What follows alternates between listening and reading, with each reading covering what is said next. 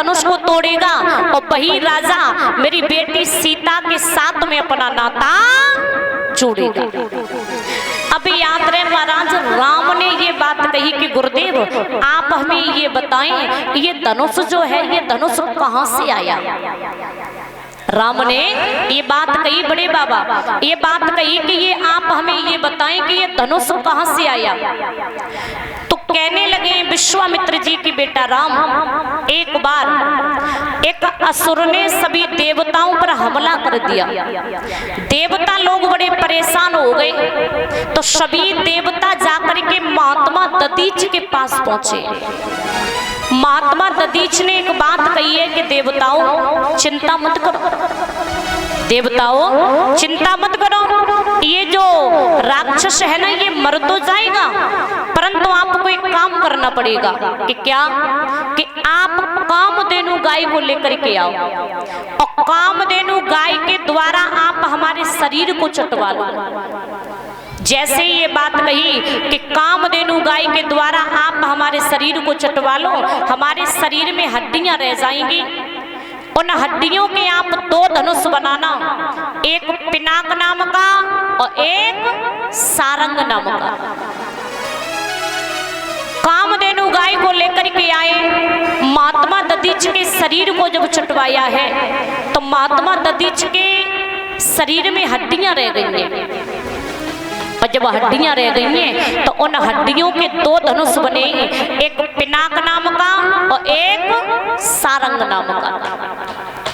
पिनाक नाम का धनुष तो जाकर के इंद्र को दे दिया, जो इंद्र ने जाकर के उस राक्षस का वध कर दिया। सारंग नाम का धनुष भोले बाबा को दे दिया। और जब सारंग नाम का धनुष भोले बाबा को दिया है,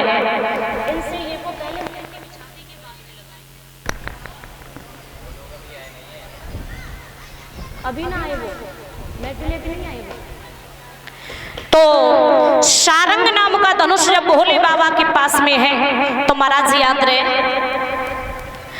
लंकापति रावण को मालूम पड़ा है कि सारंग नाम का धनुष भूतनाथ भोले बाबा के पास है।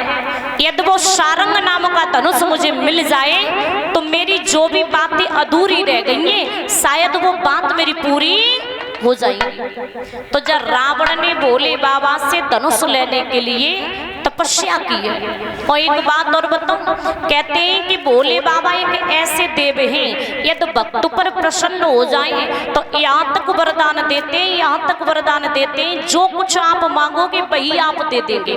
है सोचा विचारी ये नहीं करते कि आखिर में इसका होगा क्या। एक बार मैया पार्वती ने भोले बाबा से कहा कि भोले बाबा सारी जिंदगी व्यतीत होने के लिए जा रही है, आपने ये नहीं कहा कि लाओ एक कोई अच्छा सा महल बना ले और उसमें ये आराम से जिंदगी कट जाए। क्यों?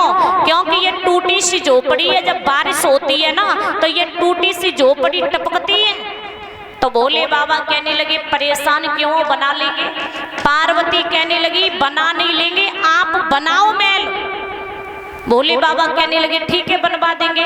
अब पार्वती क्या बोली, ऐसा वैसा महल नहीं बनवाना है, ऐसा महल तो हर किसी के पास है, ऐसा महल हर किसी के पास है। आपको ऐसा महल बनवाना है जो दुनिया वाले लोग देखे ना तो ये कहें कि क्या बात है, कितना बढ़िया महल है। और सोने चांदी का महल बनवाना, ये ईंट का और ये गारे का महल तो हर किसी के पास होता है।